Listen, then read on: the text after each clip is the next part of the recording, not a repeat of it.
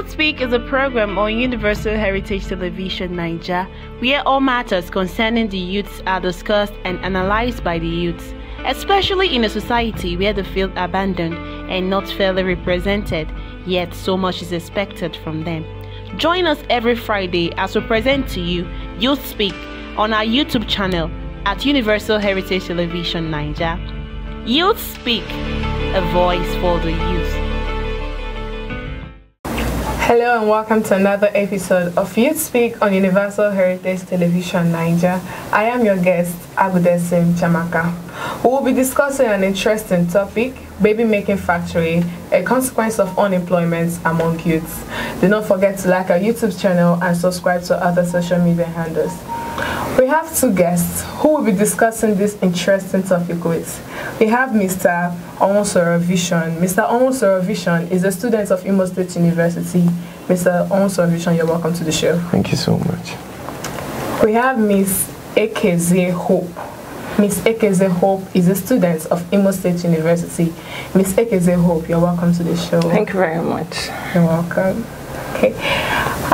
As we all know, baby making factory is a factory or an industry or a place whereby men are hired to impregnate girls who give birth, and the children are sold, often for the purpose to make revenue or to make money. You understand? So now, this is an illegal way of adopting children.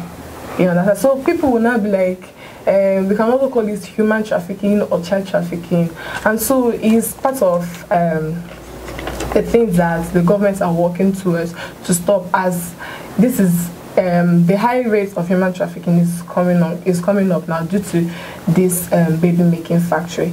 So I will ask Mr. Vision Onwusoro, why do you think youths indulge in this menace? Wow, thank you so much for the question and thank you for having me. I would say youths are getting really involved in this and it's spreading like wildfire because, one, because of the economic situation in the nation. You get, let's not pretend like everything is well. People need money, people need financial help, and once they sniff, or once they get, once they see help coming from somewhere, in the aspect of finances, they just tend to, whether it's right or wrong, they just tend to jump into those places. So I think when these human traffickers, or in quotes owners of these baby factories, come around and flash monies towards these young girls, they tend to follow them. And secondly is the aspect of stigmatization. You see a lady who gets pregnant out of wedlock, and everybody's looking at her like, so she actually sees it as a hiding place for 9 months. So she comes out and she looks like, where did you go to? I traveled. And another thing that is also causing, giving aid to this is childlessness, stigmatization towards childlessness. Because if they don't have buyers for these babies, then the baby factory won't be productive. Definitely. They won't get any revenue. So especially in this part of the world, let's say Africa, because it's an African thing, not just a Nigerian thing. When they see a lady who is not, who hasn't bought children or who hasn't given birth in a while after marriage, they tend to stigmatize her, call her names because she hasn't actually had her own child. So they now start looking for ways, thereby patronizing these factories. And once they patronize them, they see that, this is very lucrative. You keep a young girl for 9 months, feed her, maybe you spend a certain amount of money and you charge like a desperate person who needs a child like ×3 or ×4 of what you spent. Do you get? And after that you are getting a higher turnover, do you get, in revenue. So if these guys are not buying, there will be nobody to sell to, meaning the business will crumble. So I think these 3 facts are actually one of some of the things, and actually our social, cultural view of things. Do you get? Yeah. If we can actually mind our own businesses, do you get? If whether I have a child or not, it's none of your business. If you can actually stay out of my business by not talking about it, by not even asking me about it, then everything will be good. Because, and I also think we should also have this view of not minding what people think about us, because it's rather you're thinking about what's she thinking, what's he thinking, what are they thinking, their view of me. That's actually why you want to do things that will please them, thereby displeasing yourself. You don't want them to call you names because you're pregnant. Now you're going to sell your baby. Did you get so? I think these are the causes. Okay, Mr. Vision, that's a nice point you said there, since you said nice things there. So I want to ask Miss Ekeze Hope, the influx of youths into this baby making factory, is quite alarming, because many people, they are rushing into this. So how do you think parents have contributed a lot to this menace? Thank you for the question. Thank you for having me. As we all know, parents play a big role in child development. Okay, and on a general note, you get to know that one only gives what he or she has. So I would say parents affect the mindset of their children, the way they see things. If a child will grow up in a family where they are taught values, principles, they are nurtured, especially to the ways of God, I think even if they find themselves in some situation, they will not be lured. And let's also remember that these people, the people always found as victims of these baby factories are always, most times, teenagers. Yeah, they are ignorant. People tend to exploit people when they know that they don't know where they are standing, they don't know their ground. So I say, parents, if you're able to teach your children, nurture them, direct them, I think this crime, this menace will be reduced drastically. Okay, thank you, Ms. Hope, for that. I think I like what you said, because you said if they have enough morals inculcated in them, so they will come out, a better people in the society. Of course. So I want to ask now, Mr. Vision, also, how do you think, in what way has the society encouraged this situation? Yeah, I think that's a very nice question, first of all. And it's something that knowingly or unknowingly, everybody has contributed to. Do you get? Now, by default, in the African setting, there are ways to do things. There are ways, there are steps that has been laid for everything to be done. And when you do something out of that, we like call it a circle of life, in life, though, you see that people start looking at you like, is he okay? Is she okay? So, in the African setting, for example, you go to school, you are born, at some point you get to school, from school you get into from primary and secondary school you get into the university, you get a job, after the university you get a job, after getting the job, you get married, life continues. Now, if in the teenage years you get pregnant, the natural African, by default, the natural African will look at you like you've missed the path. Now, forgetting that, yeah, I agree, because people make mistakes. Do you get? Yeah. But I think we should also look at life from the point of view that my life is not scripted like yours. Yours is not scripted like mine. We all have different ways. We have different paths in life. Do you get? Someone is born and he succeeds at 20. He makes his first 1 million at 20. And that person makes his first 1 million at 30. And that person at 50. And that person at 70. Now, so you don't really expect people to turn out the way you have it in your head, because life doesn't work the way we have it in our head. Do you get? Yes, there are morals. The Bible says, train up a child in the way he or she should go. When they grow up, they won't depart from it.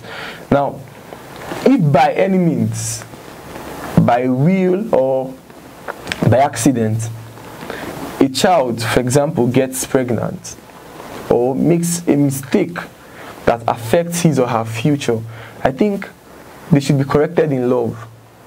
I've seen people who, they got pregnant within their teenage years. And having good parents, good and loving parents, they are steered back to the right direction. Okay, continue your schooling, we'll take care of you. Do you get? And as the time goes on, in time to come, they still ended up becoming successful. Do you get? But now you see in some settings in Africa, I'm not saying every, I'm not generalizing it. You see people when their children get pregnant, they are left to fend for themselves. Do you get? Now, when a child, maybe a teenager who is pregnant, is left to fend for herself, she now she's naive already.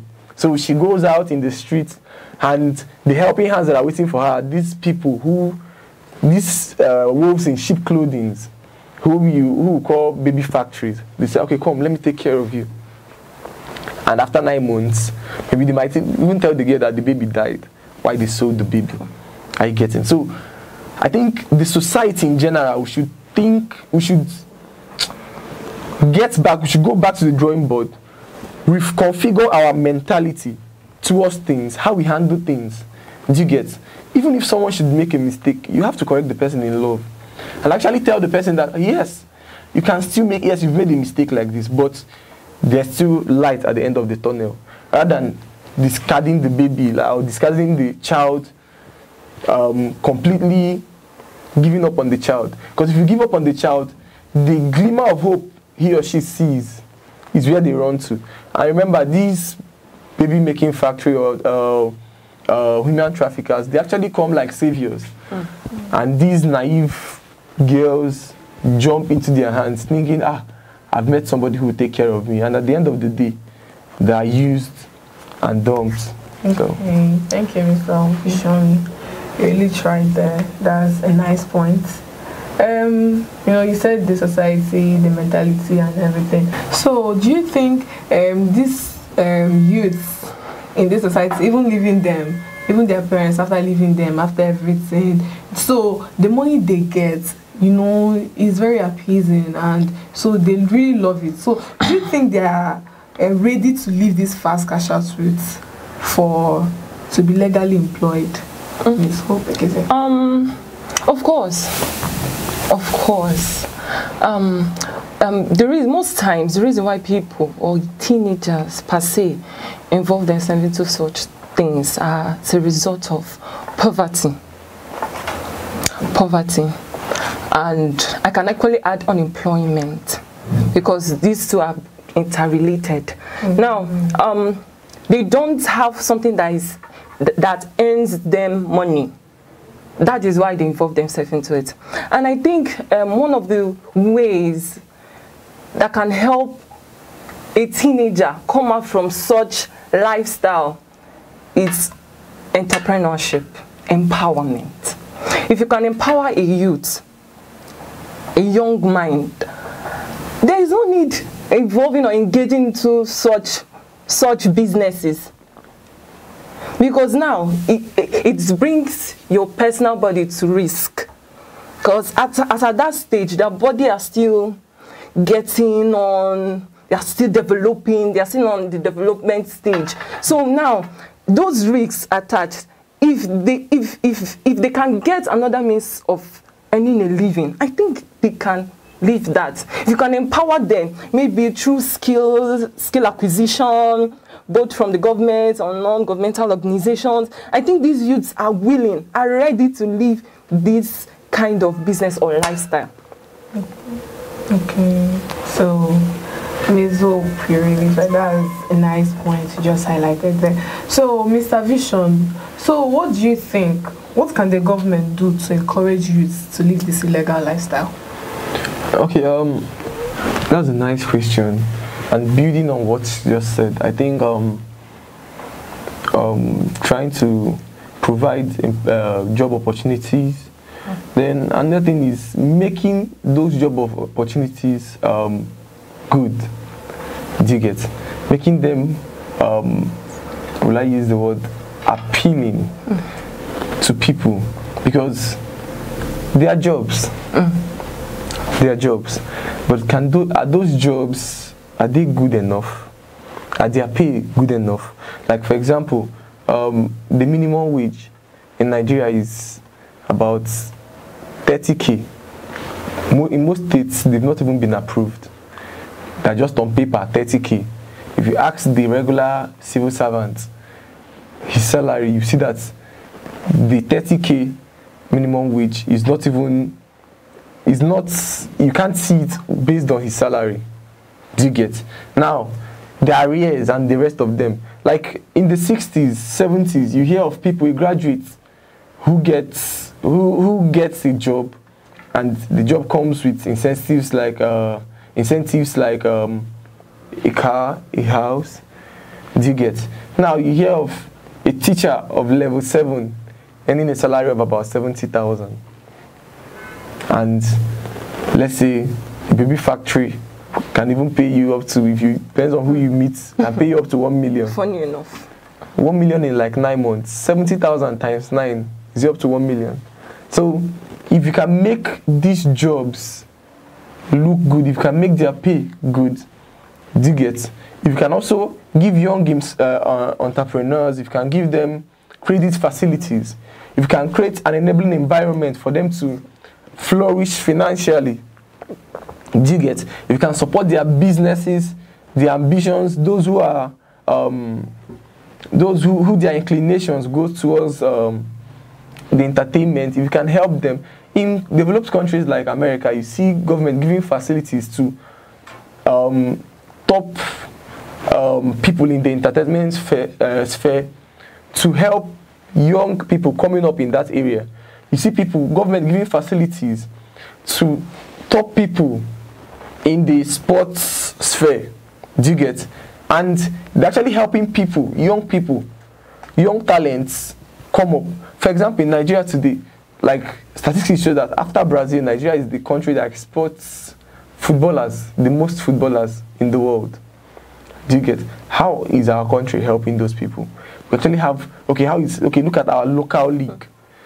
As a parent, personally, I wouldn't advise my child to go and play football in Nigeria. Because one, their salary package is not even up to standard, up to FIFA standard. FIFA says at least $8,000 per month. How many Nigerian players, local players, are earning $1,000? None. They are just few. And those are the top stars there. So if you look at it from this perspective, you see that the environment itself is not even helping matters. The government is not helping. So if they can actually bring out funds to help people in their skill acquisition, to help their talents, to help bloom people. I love what Tony Elumelu is doing with his Tony Elumelu Foundation. Do you get? If we can get more people like that in the private sector, that can also encourage young people. Do you get? A millionaire is a millionaire, whether he or she has a child, whether he or she dropped out of school. Are you getting? So if you can actually encourage these people to actually do well, we have many footballers outside the country that at some point they had children even before they became famous. But if you have money, it doesn't matter. Do you get? If you have something doing, as long as you can provide for the child, you see that, okay, if for someone who is earning something like, okay, let's say a month, even the least 50K, and can take care of the child, if she gets pregnant, the last thing she will think of is to sell that child. Of course. Are you getting? So that's actually, these are some of the ways that government can, one, provide credit facilities, encourage people, both their talents, their dreams, encourage their businesses, provide job opportunities, make the existing jobs look palatable enough for people to want to join. Thank you. Okay, Mr. Vision. That's really a nice point. You really tried there. So, but I cannot say the government are not really trying. They have government agencies, people, security agencies that are put on guard to capture these people, But I want to ask Ms. Hope, do you think that even the agencies and the people, the security personnel and the laws that are made, do you think they're effective enough to put an end to this menace? Thank you for the question. I think this question is of two ways. The fact that if those laws are effective enough, that's one. Then secondly, if okay, let me put it this way. How are these laws handled? It's not about making the laws. How are people really making sure that these laws are being enforced? That's one. Then too, is these laws, definitely they are there. They're already there, they're stipulated. But how do we handle them? Are we serious with them? How serious we are with these laws determines how effective they are. Not just the law. The law doesn't enforce, does not carry itself out. It is still human beings that are meant to carry those laws out. So how serious are we taking these laws to make sure that this menace is stopped? Because going through history, you get to know that these baby factory business are in a high rate, especially in the southeast. What are the police and those law enforcement agencies working towards putting a stop to this menace? If the government can actually make sure, or even if it leads to, or maybe they should create a new group to make sure that these issues are being tackled. I don't think they should think twice towards it. I think they should carry on with it, because this is very, very bad. Like, this is child trafficking. This is child trafficking. So I think the government should, if the laws that are already stipulated there are not strong enough, are not well enough to handle these issues, they should make new laws. Because we cannot come out from slavery and slave trade era and still be experiencing the same thing. Because I think they are similar. They are similar. So I think the government should work, try their best to make sure that this menace is put to a stop. Thank you very much. Thank you, Ms. Hope Ekeze. That's a nice point you had there. Mr. Vision. I heard when you said something about Tony Elumelu, and he's a private sector, a non-governmental organization. So I want to ask, in what ways can the non-governmental organizations help the government to put an end to this illegal lifestyle? Okay, thank you so much. Well, I think everybody has a role to play, whether governmental organizations, non-governmental organizations, even individuals. You get? So first, and the first way is also remember that no matter how big your organization is, whether a transnational organization or whether it's a local organization or a regional organization, you are making your profit from somewhere. And if you don't invest back positively into the lives of people, you tend to be at risk. Because, for example, if a young guy doesn't have a job and the bank is around the corner and one day he looks for a job, they say the idle mind is the devil's workshop. So your security is at stake, no matter how big you are. We've heard in this country whereby a governor was kidnapped in the government house. So you are not too big. Even at some point, the former president, his convoy was attacked in Maiduguri. It's not aliens that attacks the convoy, it's human beings.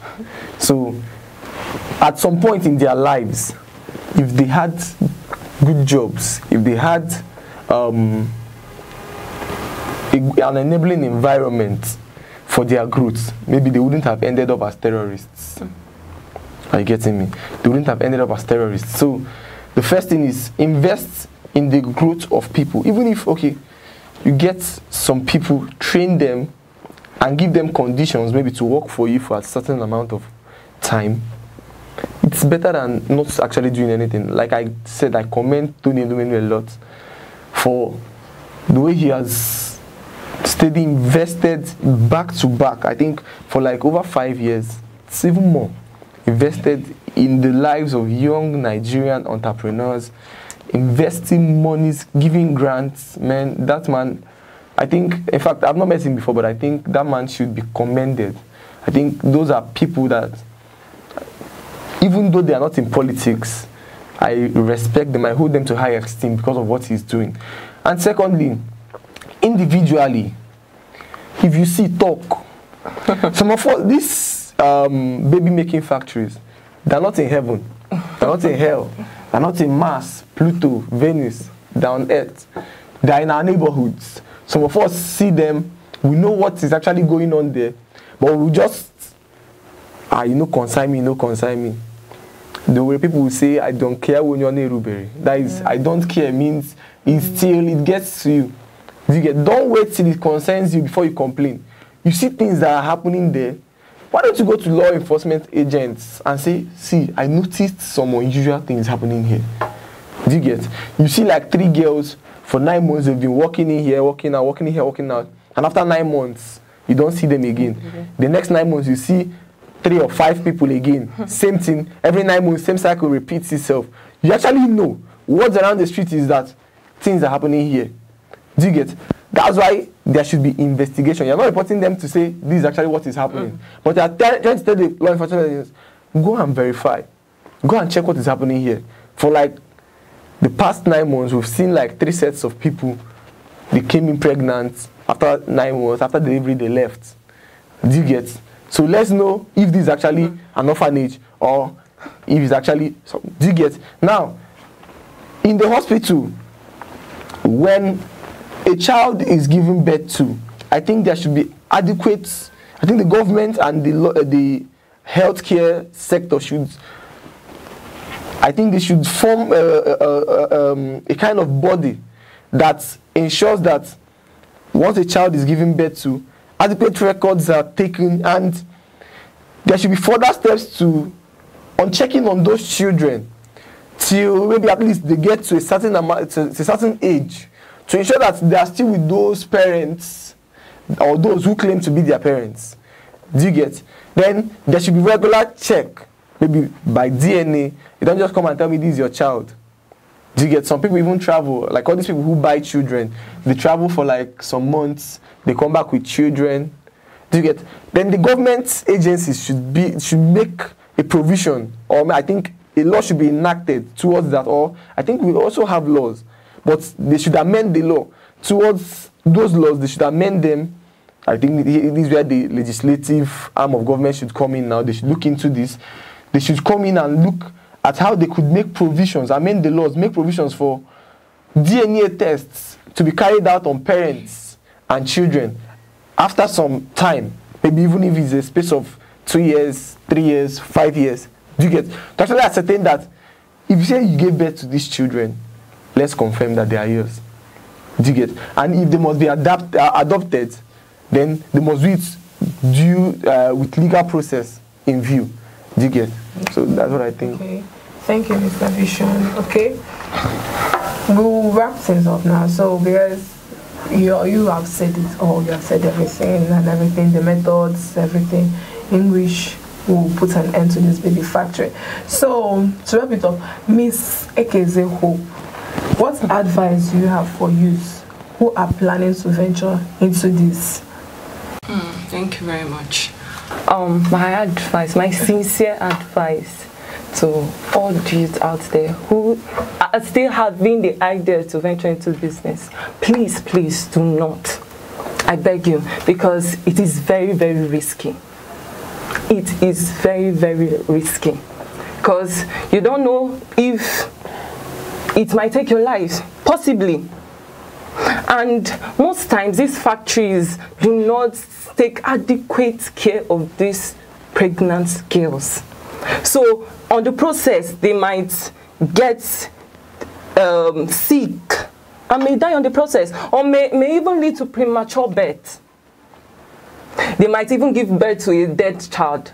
There are so many risks surrounding this baby factory business. So please and please do not venture. If you are still having the idea, please find a way to get it off your head. It is off limits and it is very, very risky. It is a threat to your life. Thank you very much. Thank you, Miss Hope. You really tried there, so I commend you.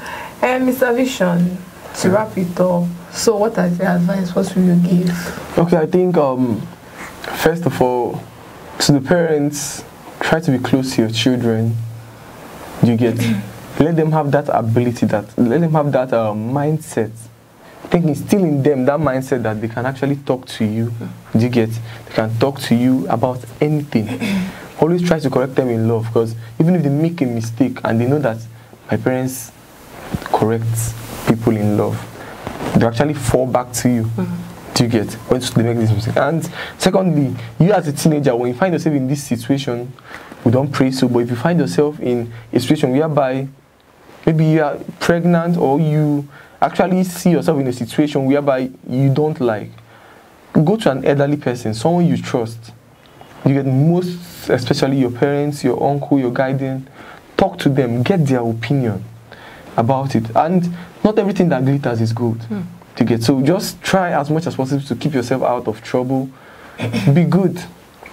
Good things pay, and anything you do has a consequence. So you might actually have the child now, and in future you start looking for a child. You get, so who knows what the child would have been. There is a popular story, Cristiano Ronaldo, that we know today.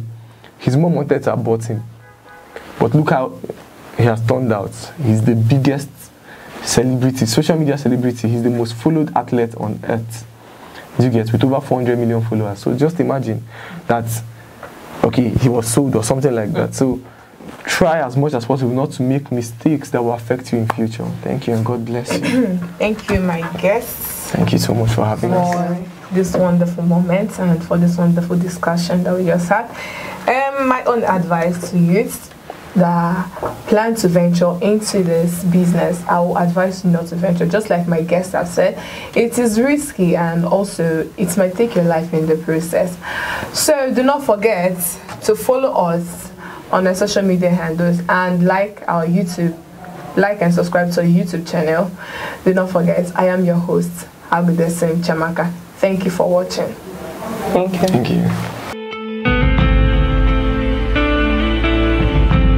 Youth Speak is a program on Universal Heritage Television Naija, where all matters concerning the youths are discussed and analyzed by the youths, especially in a society where they feel abandoned and not fairly represented, yet so much is expected from them. Join us every Friday as we present to you Youth Speak on our YouTube channel at Universal Heritage Television Naija. Youth Speak, a voice for the youth.